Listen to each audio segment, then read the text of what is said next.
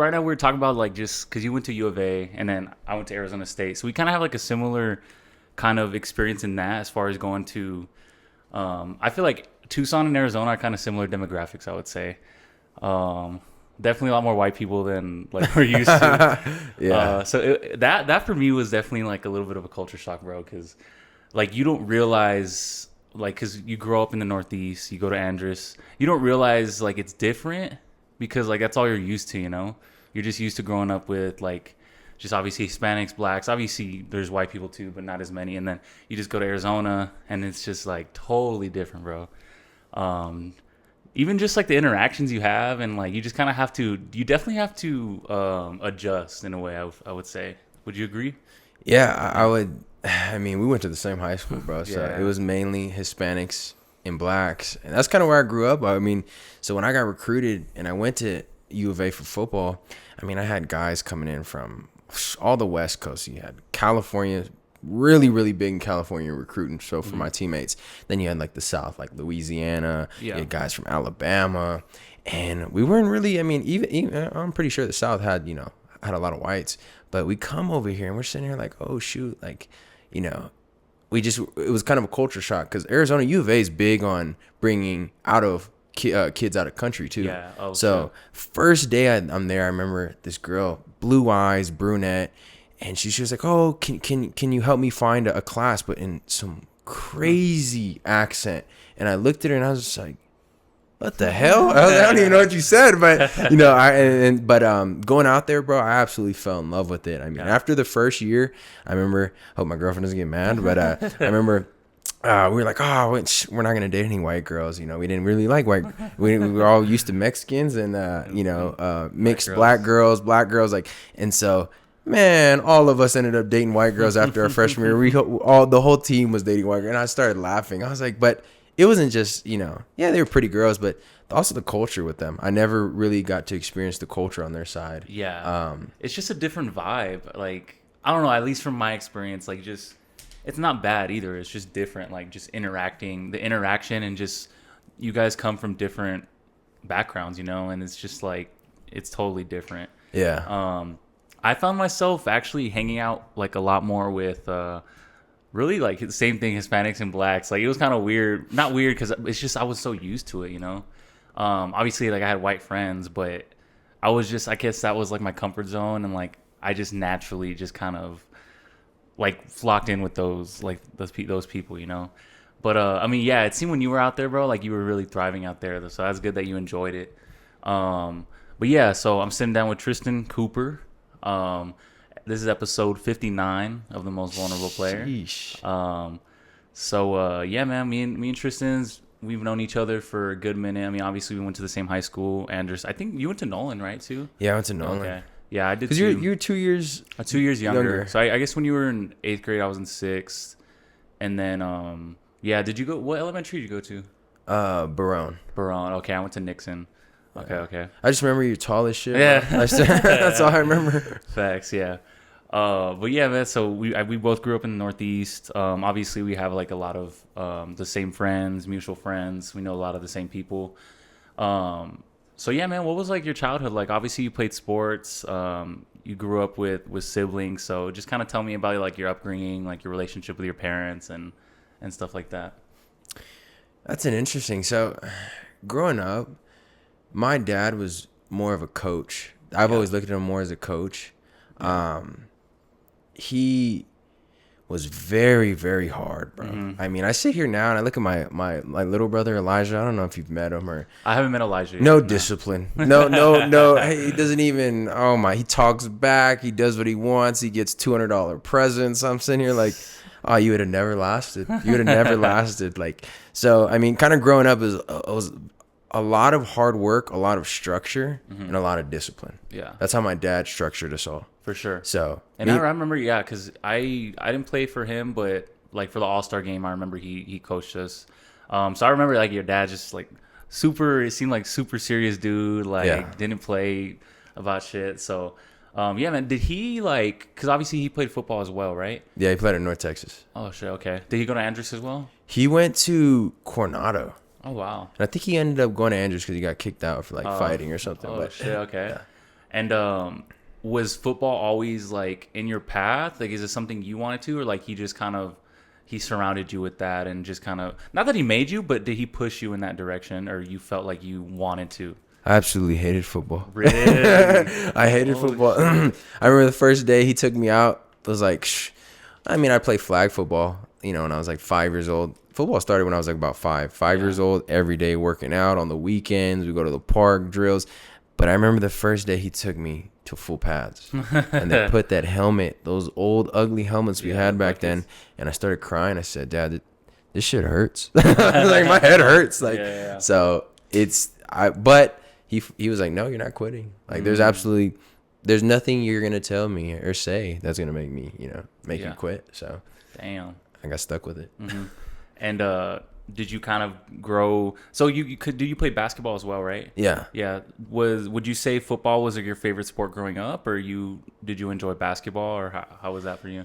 Basketball was more fun for me. Okay. Yeah. Because football was so serious to me. Yeah. Like, so serious to my dad. So I had to be the best at all times. Basketball, I can go out there and just, have fun. And my dad, good job. Yeah. But football that's when all the jokes were put aside. That's where everything, and obviously it's a little more dangerous too. You can't just go out there and you can get hit. Yeah, for sure. And you were working out for football, like you were training, you were doing all the extra shit, Yeah. Yeah. Yeah. Yeah, and so you go to Nolan, end up going to Andrus. What would you say? Did you know that you were gonna? I mean, obviously, I don't think anybody knows, but obviously, was a goal to play in college, especially like in football.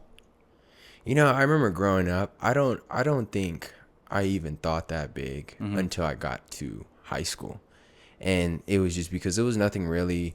I mean, my dad played at North Texas, but just for a short time. So it was nothing. I mean, I didn't have any family members that played college ball in the league. So I kind of going as I really looked at it as, let's just play every day. I mean, let's go out there, do the best as I possibly can. Not until high school. That's when I started watching videos and watching Oregon. This was when I was a big Oregon Ducks fan, and I'd watch all the highlights. And then I started sitting there, and I was just like, oh, shoot, like, could it be me? I mean, I've never heard of El Paso getting really D1 players and going to these big Power Fives until it was me. And I sat there, and I was like, oh, shit. Like, it kind of hits you right at once. And he's like, my coach calls me, Tristan, you have an offer from Arizona. Boom. You have another offer from Texas Tech. Boom. You have another offer. I was like, whoa, this is crazy. Yeah. Like, so it finally became like a reality for you. And so I'm curious on your perspective, bro, because you played like your first 3 years under Coach Brown, right? Yeah. And that staff. And then Coach Wood came in, and that was like my sophomore year, but I played my freshman year under Coach Brown. What do you feel like was the difference between those like you playing under Coach Brown and then Coach Wood? Like, what was the difference for you? Two completely different coaches. Yeah. Both have their pros.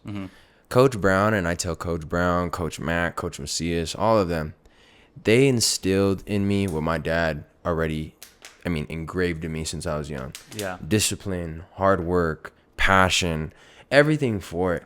They were so hard. You played with them. They were crazy. It was so. Yeah, it was. I'd wrestle Coach Mack, Coach Macias, all of them. Like, it was just more.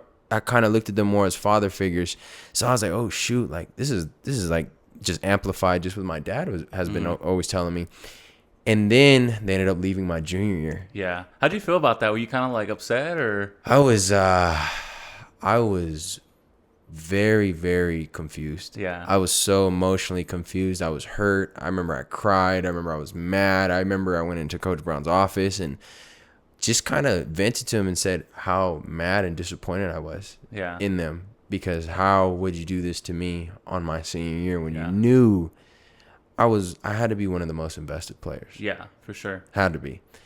But then Coach Woodruff came. Now, yes, work ethic, discipline, that, hard edge mentality, Coach Brown and that whole coaching staff instilled in me.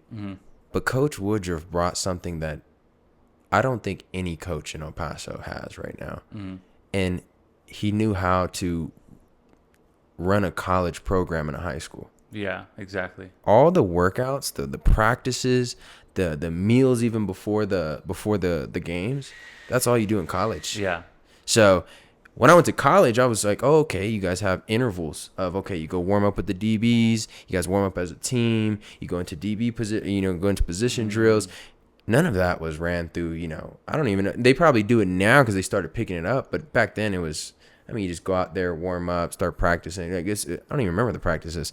But that's what Coach Woodruff brought. He brought knowledge. Yeah, exactly. So, an experience. Yeah, it was totally, I remember it was just like night and day.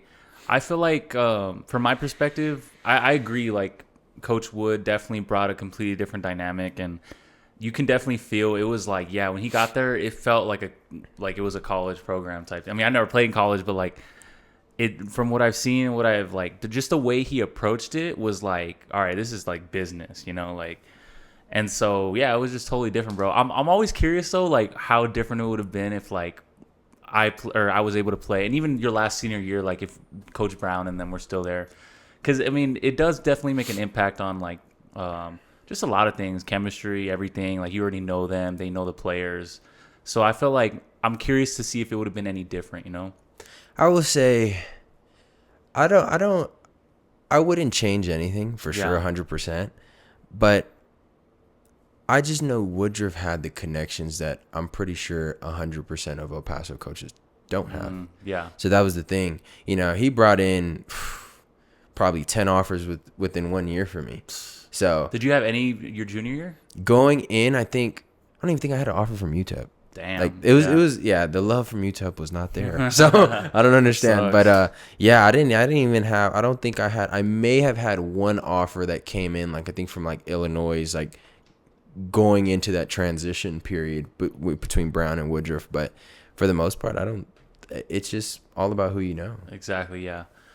No, I definitely agree with that. He definitely had the connections. And yeah, I remember like just even your recruiting process. I remember like there's, what would you say in your perspective would like set you apart? Obviously you played DB. I'm sure you played a little bit of offense. Like, when did you stop playing offense? Like your junior year? I stopped playing offense my sophomore year, and then I started playing again my senior year. Oh, that's right. You did. Sophomore, junior year was just strictly defense. Yeah. What would you say? And even just through your recruiting process, what like was your strength, and what do you feel like got you those offers and got you recruited? What were they looking at and be like, damn, like we need this kid? I was very aggressive. I always tell my Jeremiah and Elijah, I would have killed you. I was a big hitter. That was the thing. Like interceptions, I would get them, but for the most part, my high school. If you ever look up my high school highlights, I was going over with Elijah's, and I was like, oh, Elijah, you kind of look like me. Like you guys, like with some of the hits, but I was huge, and my whole biggest thing was your first impression has to be the best. Mm-hmm. So my first 3, 4, 5 clips, that's how Woodruff would always teach me, has to be, oh shit, we got to keep watching this film. Mm-hmm. Who is this kid? So that was my biggest thing was, all right, let me do something that the majority of, safeties, DBs don't do. Everybody can go in and get an interception. You just got to go catch a ball. Yeah. But not everybody can hit. Exactly. So that was my biggest thing. Yeah. And I remember specifically one play, bro, that I like remember, like this, what I remember is I remember you had a play where you like chased down some motherfucker from like, I don't know if they like blocked a punt or blocked a field goal. Yeah.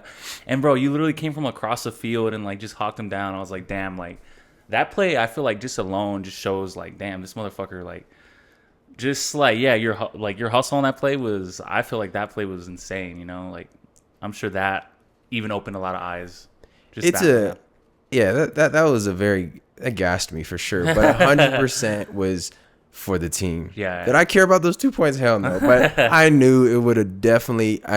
You got to, especially when you play team sport, you have to think about the team. So you go out there and you say, shit, do I really want to run 100 yards or go track this guy down? No. Yeah. For 2 points? No. We would have still won. But you have to do what you have to do for the team. Sure. Oh yeah. And what's like the from Jeremiah and Elijah, like what similarities do you see, and then what like how do their games differ from yours? I always think the younger siblings are more athletic. Hannah's more athletic than me. She's a hooper. Mm-hmm. Jeremiah, then it goes to Jeremiah. He is more athletic than me, better in coverage, has better ball skills than I do. I will say none of them are better hitters than me, better tackling, but and then same thing with Elijah. I just think them, my whole role as the older brother was to show them that, hey, this is possible. Yeah. I mean, me growing up, I didn't know if it was possible or not. I've never seen it. So I didn't know if I was going to make it to college. I didn't know if I was going to make it to the league because I've never seen it. That wasn't part of what I was growing up in. But now I just wanted to say, like, hey, if I could do it and I'm not as athletic as you guys are, well, then imagine what you guys can do. So them being more athletic, being versatile. I mean, Jeremiah ran track, basketball, same thing with Elijah. And then my sister's just a freak of nature too. Yeah. So I sit there and I'm like, guys, like my sister's overseas hooping. And I told her, I said, I mean, at the end of the day, I just kind of look at it like all the hard work, people don't really understand. You think you understand. People think they understand what it takes, but they don't. And I said, all the hard work is not going to go unseen. So my sister going hooping in Germany, Jeremiah playing at Iowa State, balling out. You know, Elijah, you know, he's balling right now. He's going to be a junior next year at Andrews. I kind of look at them all and I'm like, man, the endless potential if you stay disciplined is insane. Yeah, for sure. Damn, bro. Yeah, I mean, you definitely paved the way for them.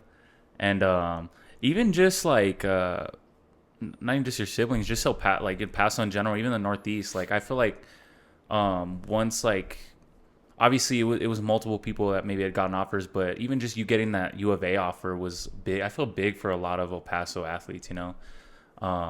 So that's definitely. So what made you? So obviously you had different offers. What made you choose U of A? I think, for one, a big thing in El Paso, everyone in El Paso knows, everyone's very close to their family in El Paso. So I didn't want to go all the way to, I mean, Lubbock's not far. It's only 6.5 hours away. It's not that bad. West Virginia's pretty far. You go to all these other Big Ten schools that, you know, Purdue, Illinois, that I was sitting there just like, damn, when am I ever going to see my family? So biggest thing was location. Yeah. The second biggest thing was obviously conference. Pac-12, I wanted to play in the Pac-12. I felt like that was a good conference for me to thrive in. And then I mean, well, it was just, I mean, third thing I would say, and it goes kind of with the first thing, is family. I mean, I just wanted to make sure that my family could go to every home game. Okay. And did you visit the schools that you were being recruited by? Yeah, and then also the visit was insane. So I would say the partying, the atmosphere, there's really nothing like it. Do you have any like kind of wild stories that you're able to share like about the visit, or just things that like were pretty interesting or pretty dope? I would say, I mean, I'm gonna try to keep it as PG as possible. I told Jeremiah, because Jeremiah came back for spring break, and I said, bro, we gotta go to Tucson. And so I took him to Tucson for spring break, me, him, and his best friend, and then one of my friends flew in town. And I was like, bro, it's a different atmosphere. The frats, the sororities, like, but I would say for the most part, me and my roommates, when we were there, I want to say we lived as much as we possibly could to the fullest with football.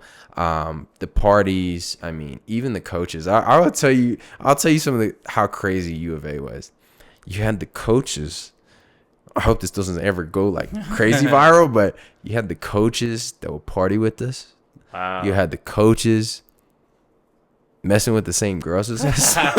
It was insane. It was wicked. You had and I can't go into detail on everything, but sure, it was the party atmosphere is nothing like anybody's seen compared in here in this entire city. Like, you'd have to go, and it was also a college town. There's no adults. Yeah, everybody goes there to retire, and they all live in the mountains. So nobody's around. I mean, I've seen maybe 2-3 cops. They're never driving around campus. And then you had, man, everything was connected, that campus. So you had the dorms, the sororities, the football field, all walking distance of each other, the classes. You can imagine how messy that gets. Facts. So. Damn, bro. Yeah, I feel like U of A is like and ASU, I feel like those are like two, like, if you think of a college in movies, that's a good example, you know? So yeah, so you end up going to U of A, Tucson. what was that? I mean, you talked about a little bit like Coach Woodruff kind of instilled that college aspect to high school, so you're kind of a little bit used to it. But what was like the biggest adjustment for you going into playing Division I football? Oh man, the speed, the strength, and your mental strength. You mentally to pick up the playbook as fast as, and I didn't redshirt, so I was just thrown in there with the Wolves. To pick up the playbook, you think you're smart until you really get around all these smart defensive coordinators, position coaches that know the game. You think you know the game until you really go with somebody that knows the game. And you're like, oh my goodness, I don't know shit. Like, you sit here and you start diagnosing everything. And I think, obviously, you got to get in the weight room. The weight room I was strong, but man, it didn't make. I remember my first game, I got ran over, and I haven't been ran over in like 3 years. And I sat there, I said, what the hell? But strength, speed, and then obviously just your mentality, your whole mental, your knowledge on the game, like it's that much fat. You're playing against Oregon, you're playing against USC, you're playing against these. California was loaded with athletes. Yeah. And then you had Oregon, you had Washington. Good luck. Did you know you were going to play your freshman year? Hell no. I remember I would call my dad every day, and I'm like, bro, I don't know this playbook. I don't even know what I'm doing. And then I remember I went out there one day in practice, and I was like a third stringer, like going into fall camp. And they put me out there. I go out there, and I don't know where. I just ran to wherever. We were running 7-on-7. I picked the ball off the first string quarterback, and I ran it for a touchdown. I'm just like, I don't even know what I was supposed to do. Like, I just ran out there. Yeah. Like, I didn't even know. And ever since then, boom, they jumped me up to first string. Damn. I didn't know what the hell I did either. But for some reason, being first string made me pay more attention. And I don't know, it just made me smarter. I don't know. I just went out there and figured out the playbook. So, like, was it just confusing for you? Or was it just like you felt like, oh shit, I really have a chance to play, so I'm just like, all right, I gotta. It's because flip that switch. It was more confusing, and every athlete knows you go out there and play timid, you can't play your best. Yeah. Like if you're going out there second thinking and double thinking yourself, you're not gonna play. You're not gonna play how you usually play, and so at that level, the playbook changes every week. Every week is a different scheme. And it's just different variation of a scheme you've already learned. So if you haven't picked up that original scheme, well, good luck picking up a different variation and then a different variation. Yeah. So the same scheme for USC is not the same scheme for Oregon. The same scheme for Oregon is not the same scheme for Washington. Yeah. So that's where mentally it's so fast. And it happens within a week. You got to pick up the scheme within a couple days, and then you go out there and play full speed. If you can't play full speed, you're not going to play. Yeah. And how are you managing like your schoolwork and then the fucking studying of the entire playbook, That was so the cool thing is at U of A, and usually the majority of these Power 5, Power 4 conferences are, you have these what I call them, like study, what do you call them, where you go study halls. Yes. Where you have these tutors, these personal tutors that you come in at a certain time, they help you out with everything. That absolutely saved me. My freshman, sophomore, it helps with scheduling, it helps with getting my work done. So you're going to go back to the dorm and you're probably not going to work. You're probably going to, text somebody or go party with somebody. So mandatory study hall was something that they mandated to all of us, so especially as underclassmen. So it helped us structure. Yeah, so you're able to get like most of your work done. And did a lot of teachers, do they work with athletes a lot? Like they know that you're...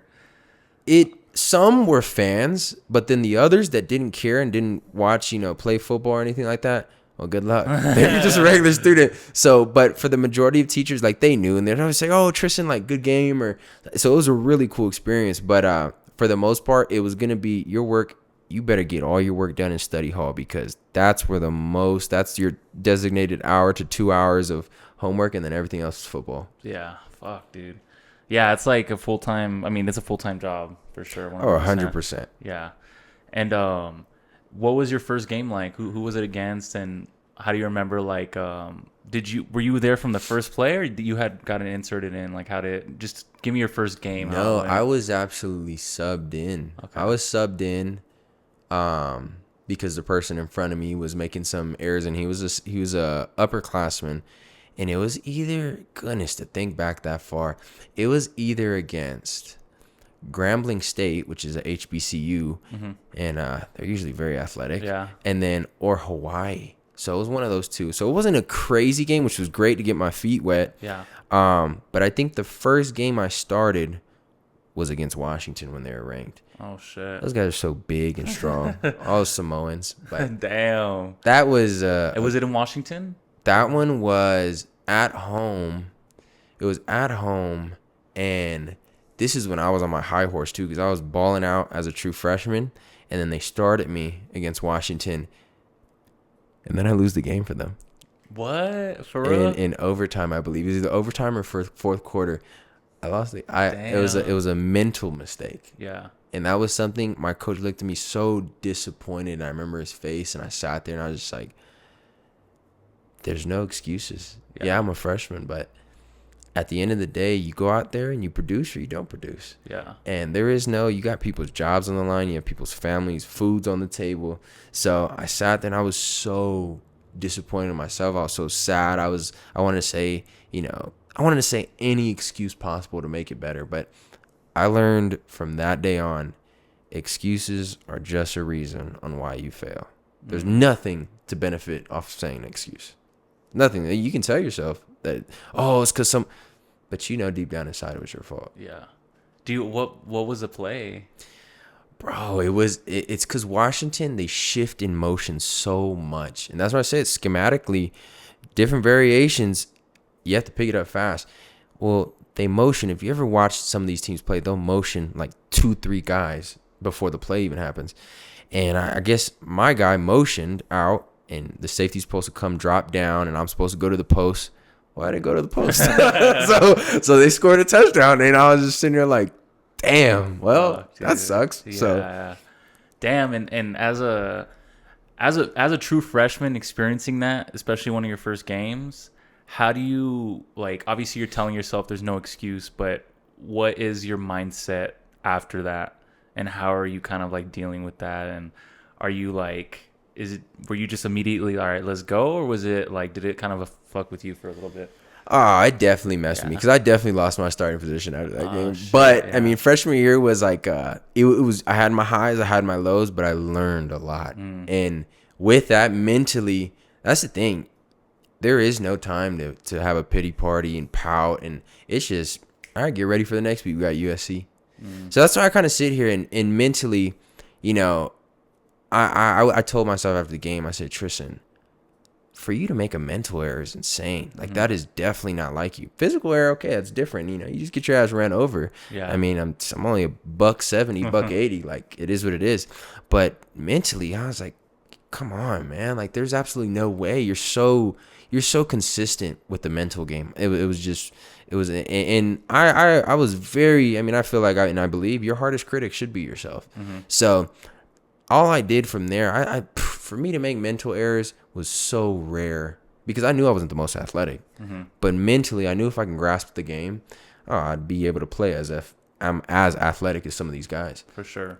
Yeah. And what was your progression like over time? So from like, where did you see the biggest jump for yourself as far as just the knowledge, and then the just you kind of picking up the game and you kind of feeling, getting your feet like just set, I think sophomore to junior year, because freshman year was getting your feet wet. Sophomore year is, okay, putting on a little bit of weight. You've been here for a year, adapting to the speed. You already know the playbooks and everything like that. But junior year is where you're just like, all right, let's turn it up a notch. Yeah. You got to take it to another level. You can't play every year. Yeah, you play good your freshman year. You play good your sophomore year.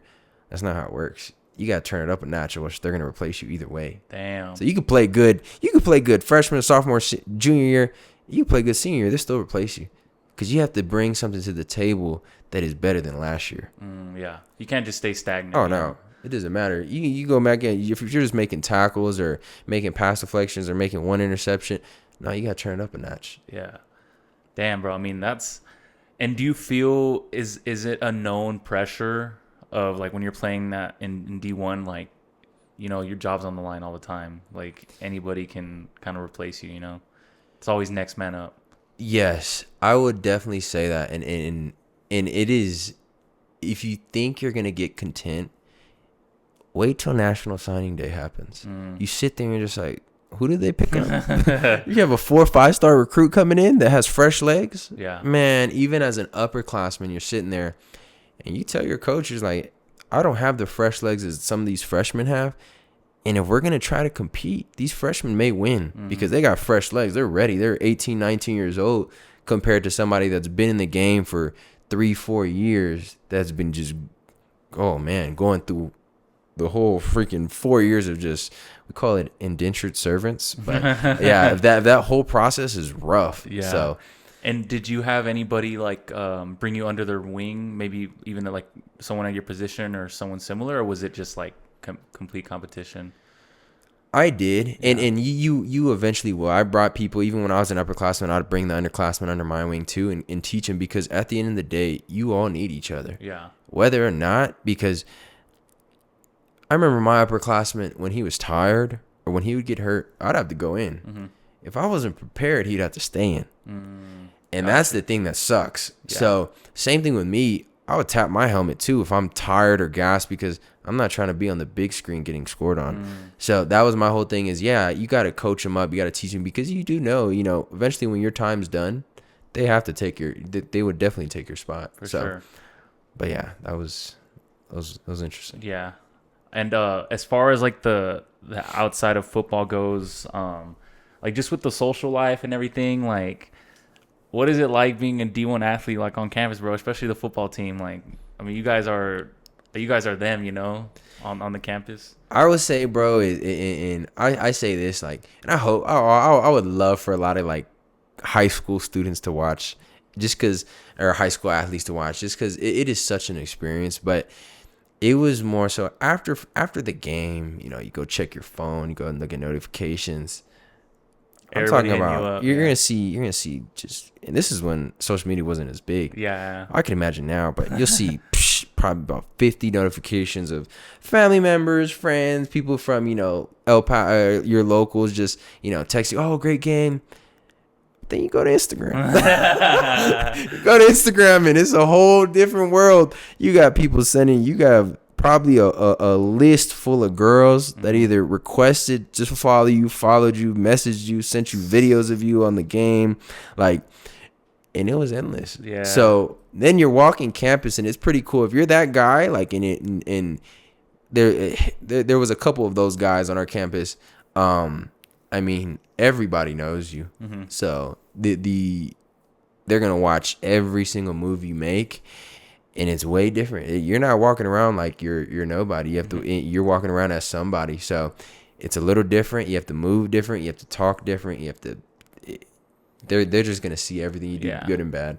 It's a lot of distraction. It could be a lot of distraction, huh? Oh, it is a lot of distraction. A lot of distraction. But it was fun. Yeah, bro. And like, did you I'm curious. Did you have people like that didn't really hit you up, and then like all of a sudden like you over here like doing well at college, and you're just like, oh shit, that's kind of random. Do you get that? I did. Yeah. I and I see it even a lot with my siblings. Mm-hmm. And since I've been through it and I was so young and new to it, I would say I probably did get taken advantage at times. Mm-hmm. And so now me knowing that, I see it with my siblings. And I'm very, very protective. And I don't know if you really knew me how I was at Andrews, but I was very protective. My sister was there. So there's some stories that I was a very protective person over my siblings. And so now I see it now, and I see people that creep in and come out of the woodworks out of nowhere and try to even talk to me to get to them. And I sit there, I'm like, bro, you talking to the wrong guy, bro. I play your game 10 times better than you play your game. So like, I know what you're doing, because I've been through it. I've been, I've seen people come and go. Mm-hmm. And my biggest thing is, I tell Jeremiah, I tell my sister, I tell Hannah, my Elijah too, the identity switch has to be the hardest thing any athlete will go through. Mm-hmm. It's different. Everybody knows you. Like, what have we talked about for the past 10 minutes? Football. Yeah. What do I do now? It's way different. Yeah. So that whole identity switch, everybody knew, Tristan Cooper, the football player. I said, Jeremiah, all you guys, whether you make it or not, the people that have been with you will stay with you. Mm-hmm. The people that are coming out of nowhere because you're hot right now, and oh, you're this player, you got this, you're starting at Andrus, you know, you're in Germany hooping. Wait till you switch. Mm-hmm. We'll see if they're there. Yeah. And I already know. And you have not just randoms, but you have family that comes in. Mm-hmm. You have everybody. And I sit there, I'm just like, I kind of just laugh. But, you know, I just tell them, you know, just don't expect so much out of them. Yeah. If things go south. Yeah. Damn, that's an amazing point you made. And yeah, because, I mean, you eventually, I mean, yeah, definitely want getting to that. But yeah, you made a completely different life for yourself outside of football. That seems like that you're doing like very well. And, that is amazing because a lot of people struggle with that. I know a lot of athletes do.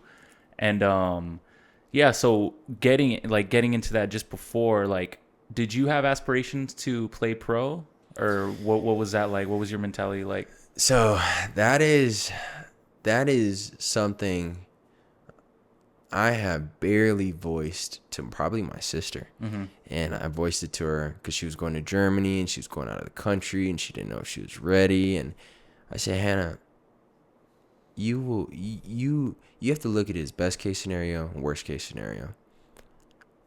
Worst case scenario, you don't ever play basketball again. Mm-hmm. Ever. And that was your whole identity. You playing, hooping, Hannah Cooper, the basketball player. Best case scenario, well, you get picked up next year. You get to hang out with your friends in El Paso for a whole year. You know, keep working out, and then another team picks you up, and you can. That's best case scenario. Yeah. But if you base it off best case scenario, you're an idiot. So my whole thing was, and I said, Hannah, if there was one thing that I wish I could go back and change, because I'm very big on, I wouldn't change anything. I don't give any excuses. But I wish I would have had my opportunity, and COVID didn't cancel it. COVID canceled, and COVID canceled my pro day, the combines, the private workouts, the 52-man roster. There's only 52 man. Mm-hmm. They canceled everything. So I had a bunch of teams, and I sit there and I'm just like, that is one thing I don't think I will ever be able to get over, because it was something I worked for my entire life and never got.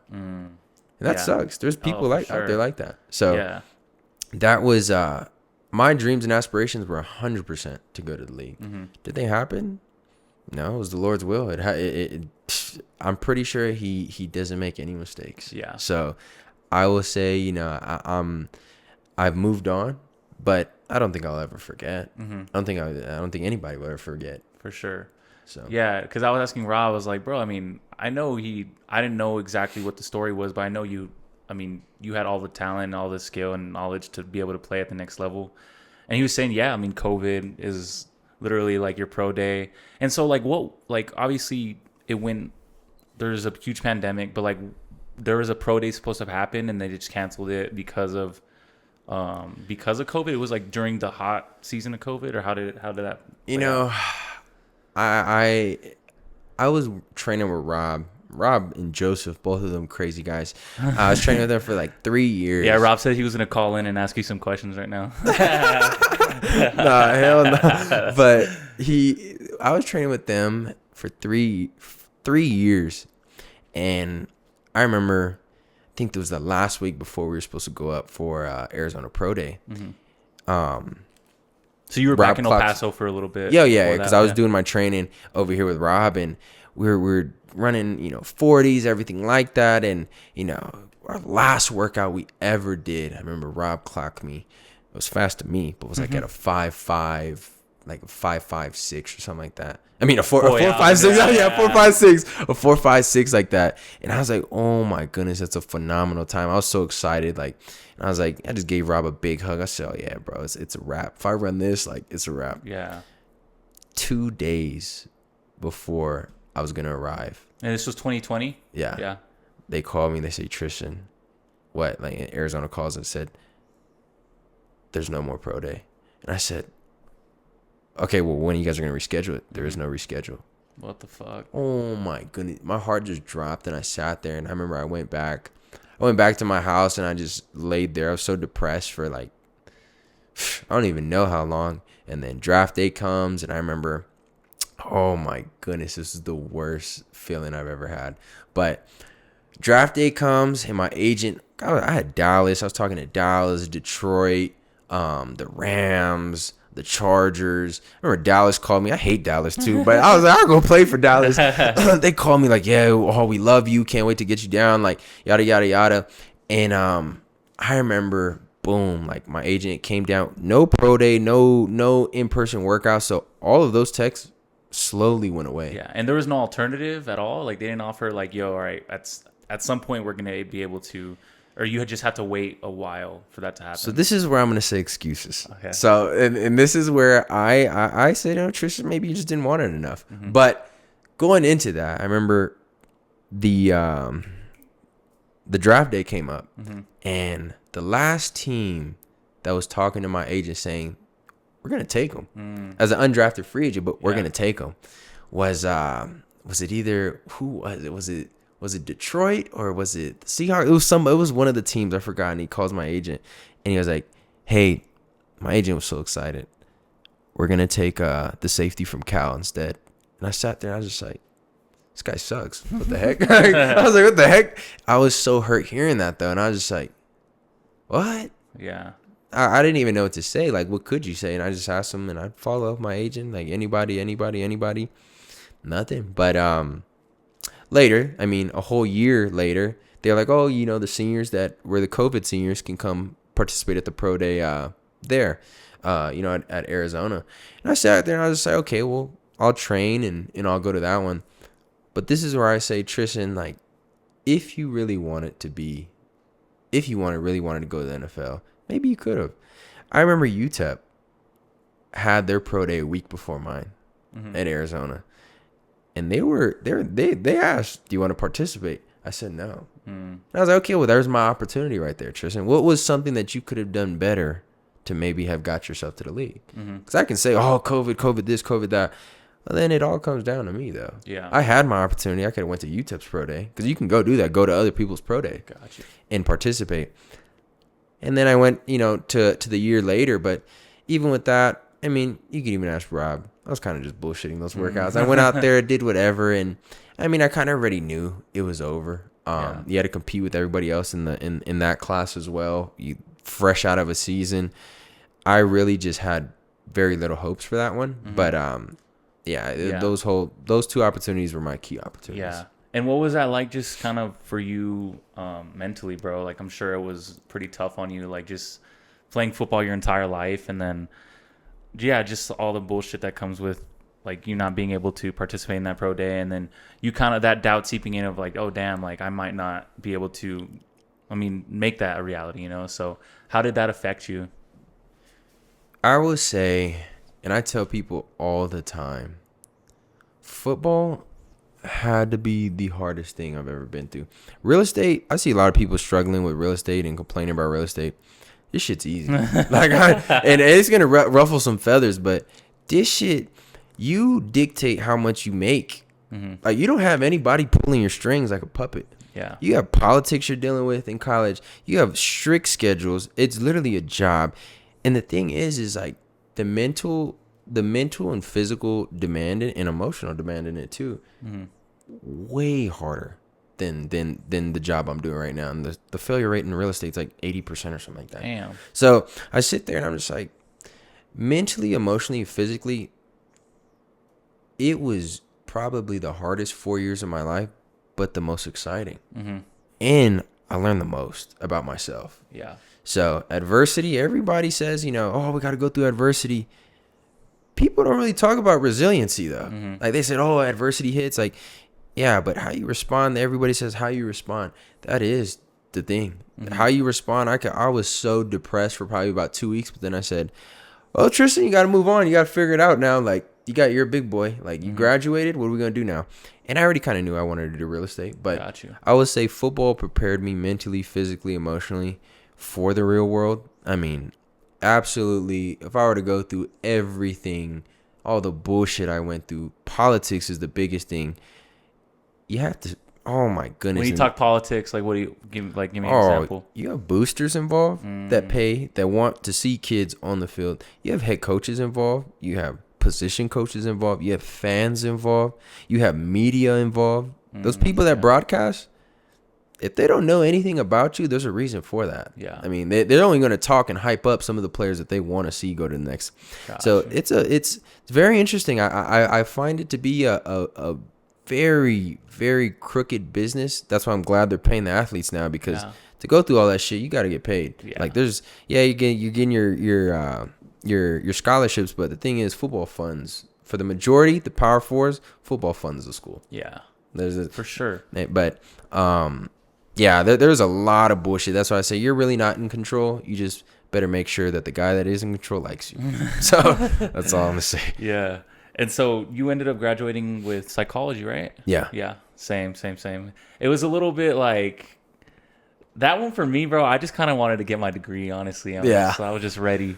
I mean, even as a football player, everybody, it's either going to be communications or psychology. So it's going to be one of those two. Yeah. And when did that like real estate kind of itch like start to come about? Like where did you kind of learn about that a little bit, and what made you want to pursue that after? I had a roommate whose mom was a real estate agent. She was married to his dad that played for the Green Bay Packers. That's my team still. Yeah. And she was a real estate agent for the NFL guys, for like her husband's teammates and things like that. So I was like, oh shoot, okay, like with my platform that I had in football, I was like, well, I made some pretty cool connections, whether they're here or not. When I'm done, I made some cool connections. Yeah. I was like, why not be the real estate agent for these guys?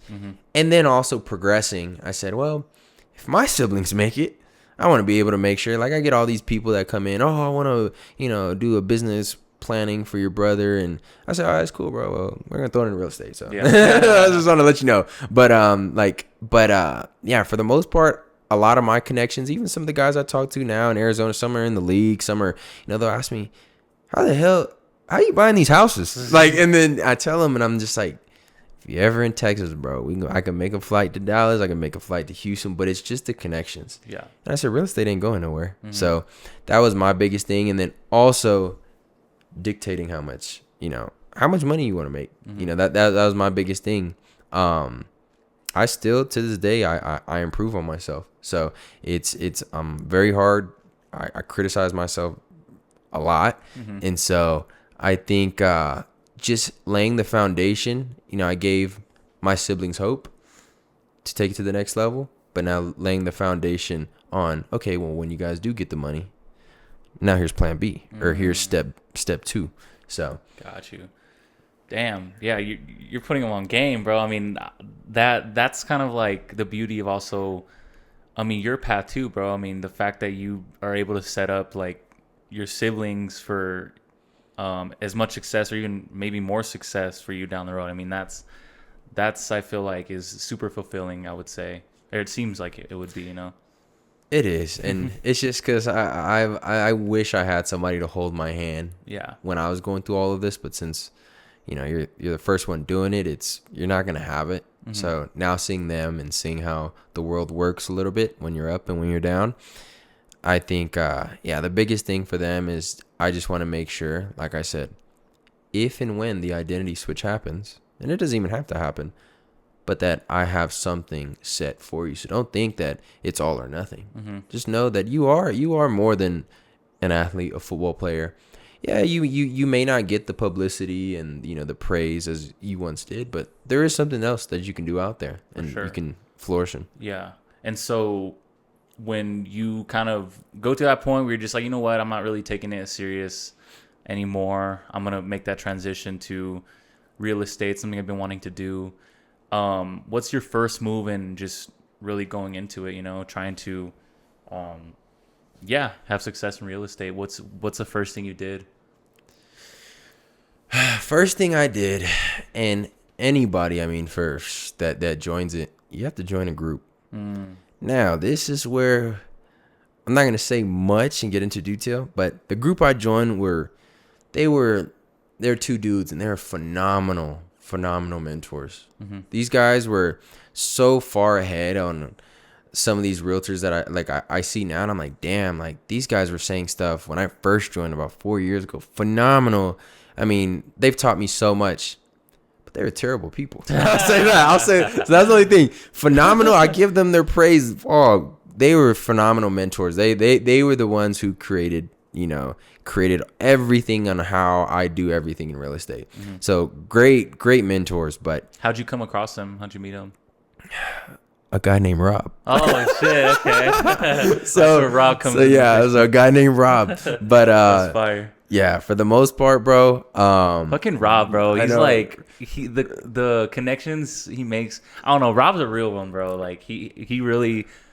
He just, I don't know, bro. I give a lot of fucking praise to Rob because I don't know. I feel like he's definitely helped me out a lot as well. So you ever see Rob's real side, bro?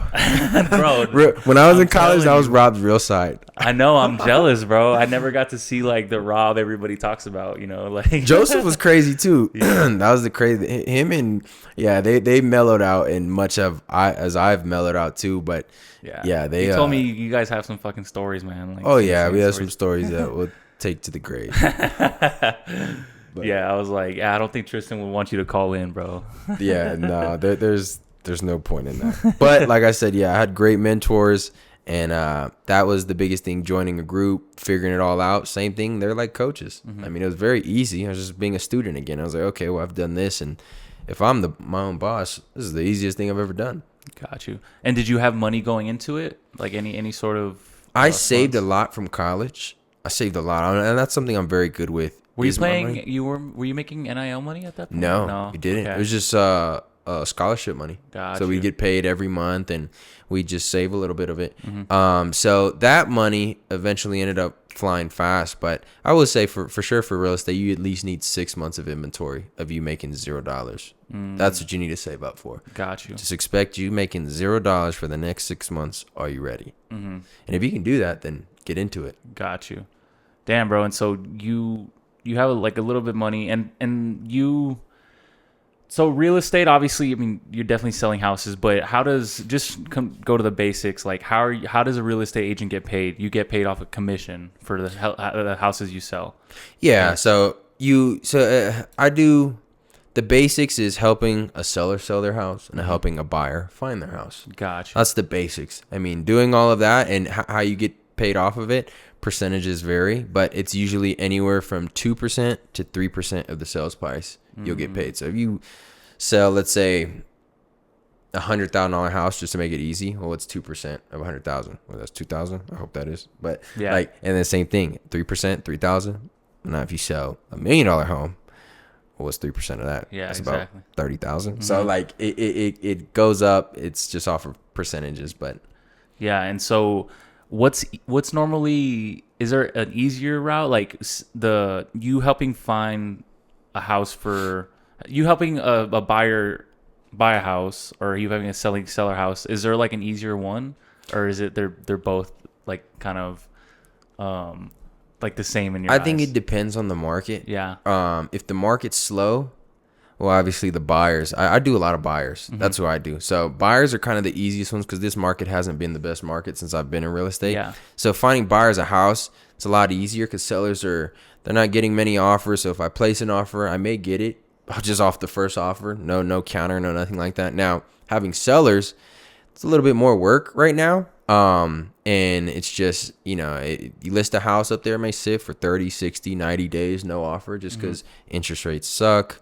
You had all this thing going on with the election, so buyers were maybe just a little concerned on what was going to happen.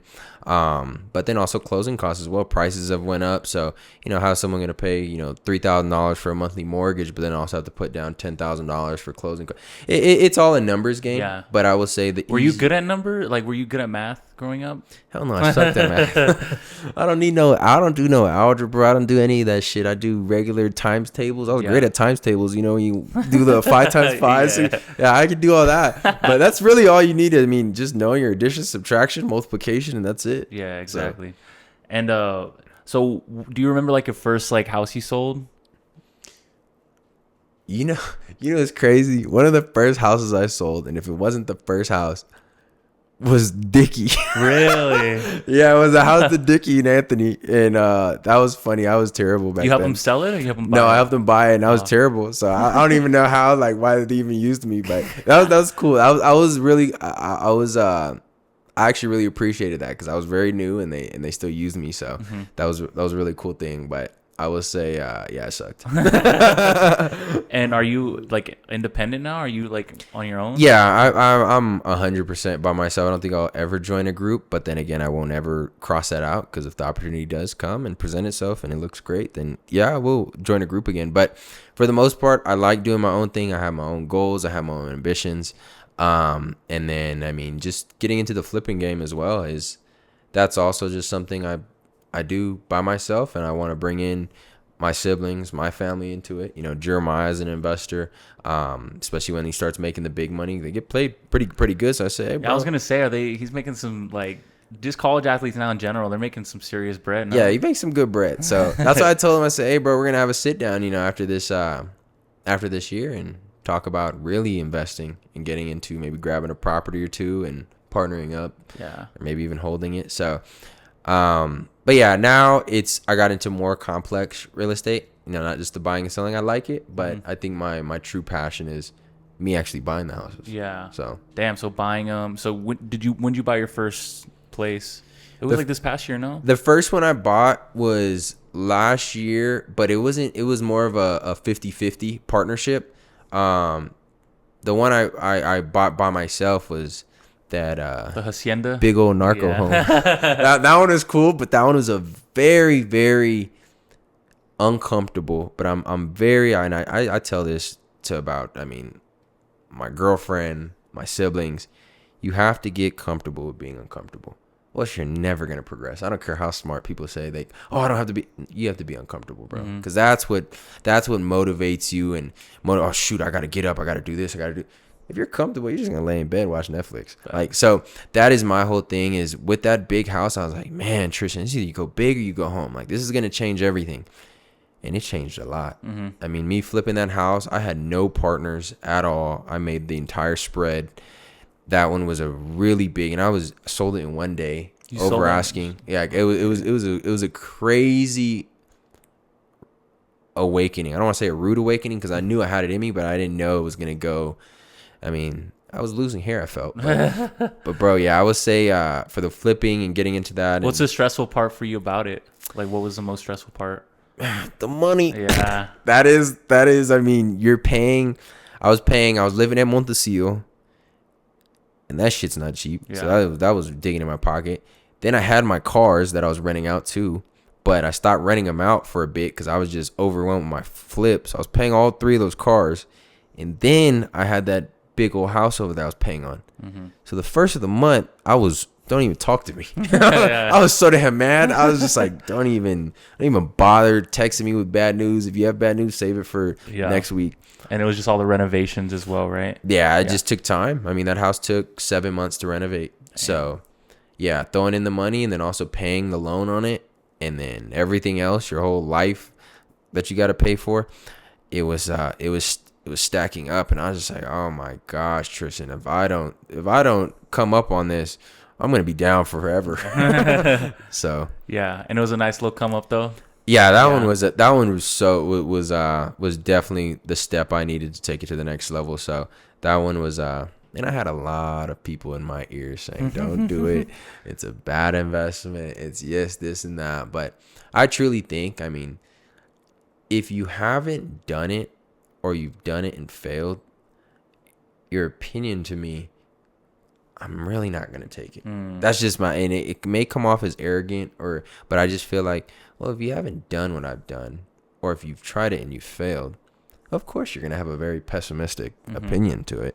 So, I mean, same thing with the cars. When I'd rent out my cars, they're like, oh, Tristan, are you sure you're going to do this? And even, people in my family would say like, oh, you're going to sure? And I was like, why you guys keep questioning on everything I'm going to do? Like, yeah, I've done more research than you guys have done on it. So I'm pretty sure I think I know. Yeah. But, and I know it comes from a genuine, part of them that just worries about me. But it's just more like, oh, I think I'm a little bit more educated on it. So that's the only thing. Yeah. But yeah, for the most part, bro, it's been I think, like I said, the buying, selling, that's the basics. That's cool. But getting into actually acquiring real estate and not burning bridges and not being terrible people, that's what I'm trying to do. And I have something very big coming. Yeah. I mean, and there's nothing to talk about now, but I am looking for something very big to buy. So hell yeah. And do you like when you buy houses, like obviously, and so where does your network come from? Like people going to you? Is it just like a lot of it's word of mouth? Obviously, you post on social media as well, but like where are these clients coming from, and how are you getting more clients? You know.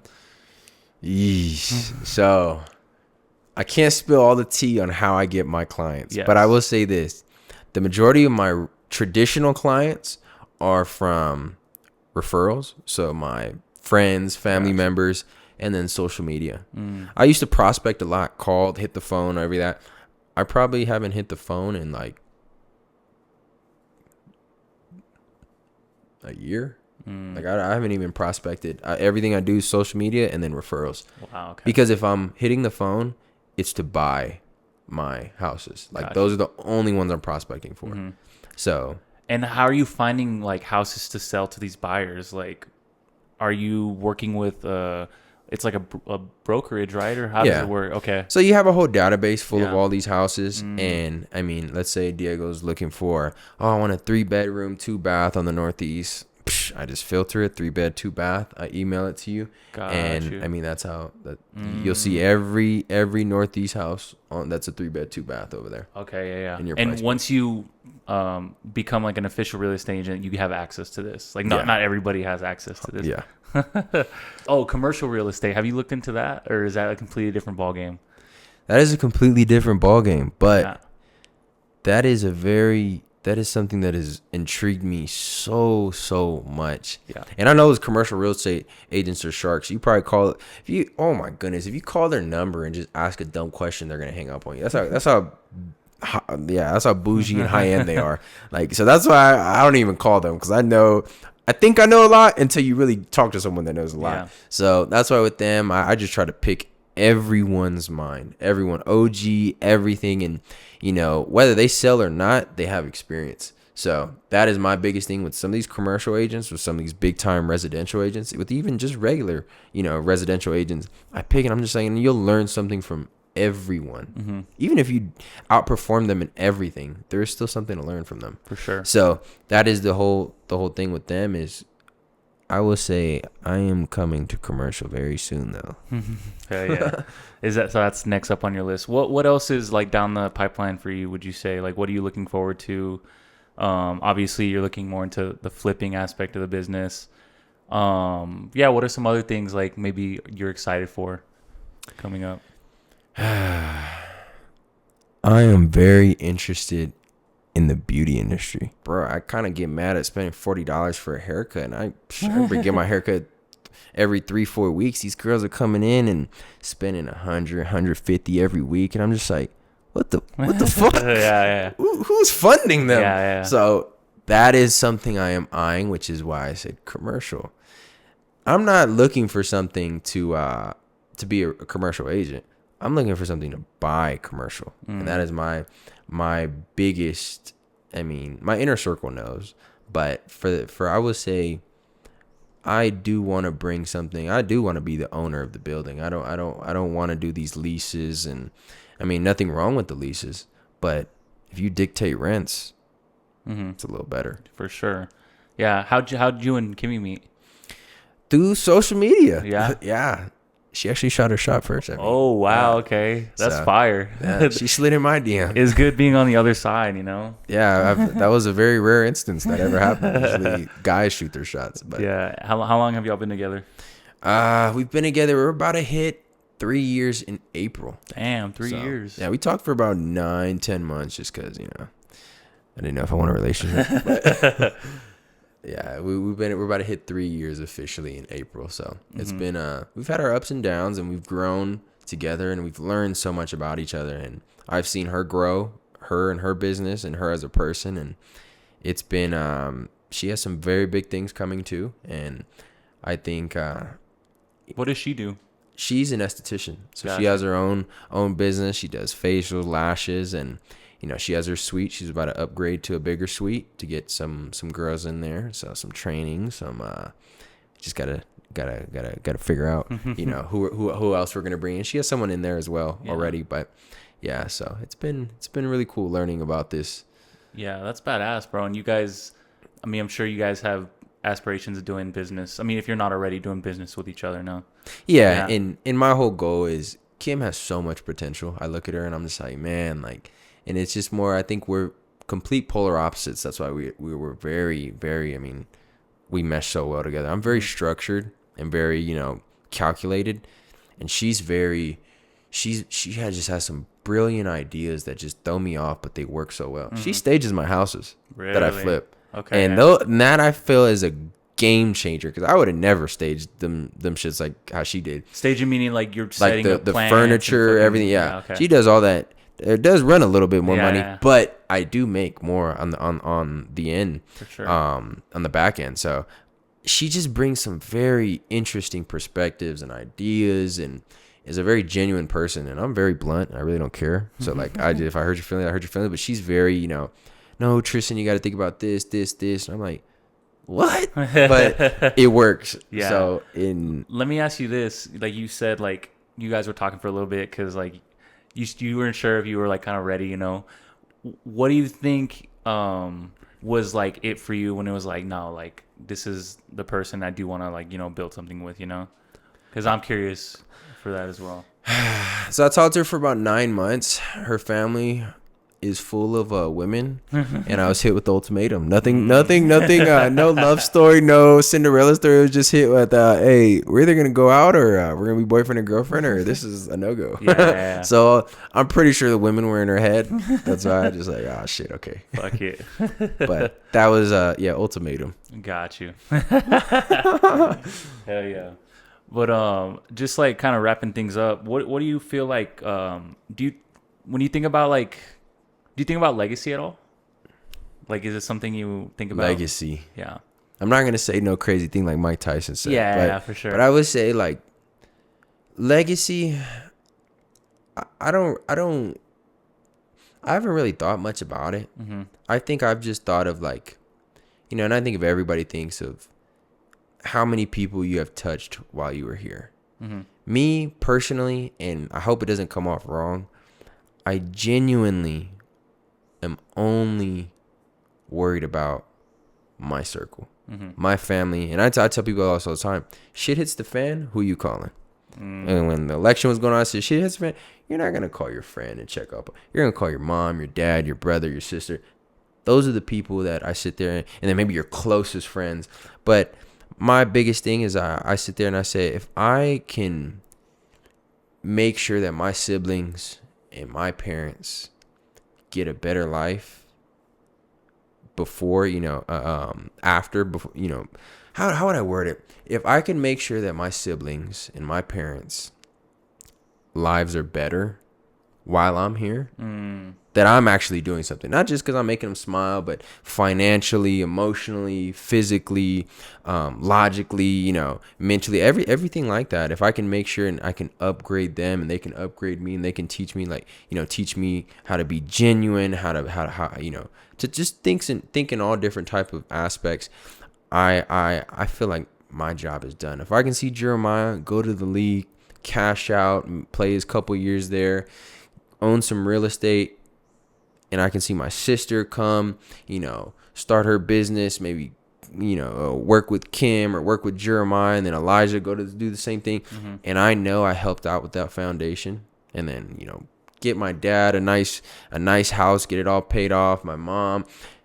I'm fine. I really am not an ambitious person to where, I'm going to start this huge and go to Dallas and go to, some people are. And that's fine. But I truly think all of that dies when you die. Yeah. Like, so yeah, you're going to pass it down, but I'll let them. If Elijah may be the most ambitious. So he has some demons with him. Yeah. That's beautiful, bro.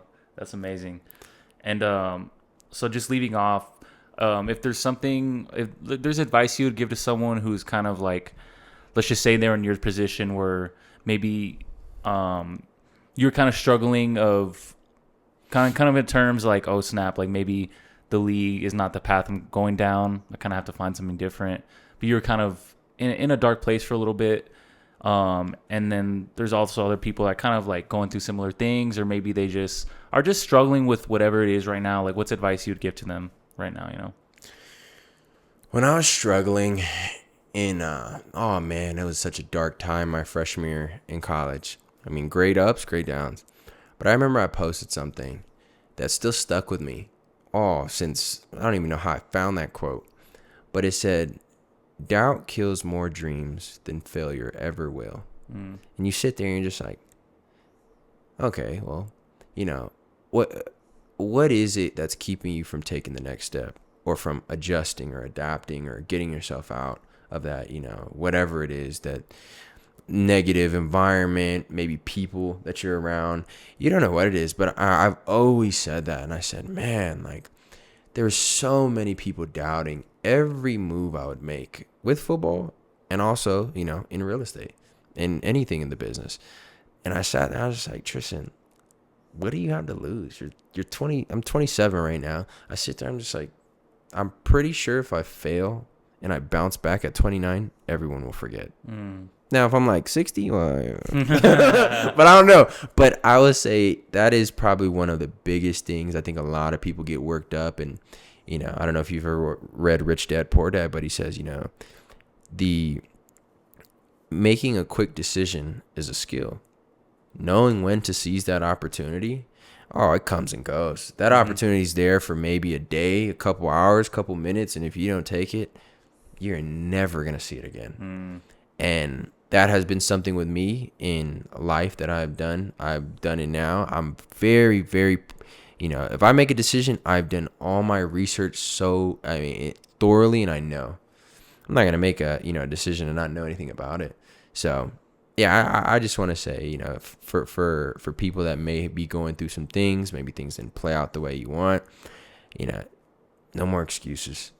No more excuses. Let's get over the excuses. I hate when I hear people make excuses. You will never hear an excuse come out of my mouth, other than freaking, you know, pro day and all that. But other than that, like, I will always, if a deal flops, if something happens, there's always something you could have done better to make sure the deal went through. So that's just my entire look on everything right now.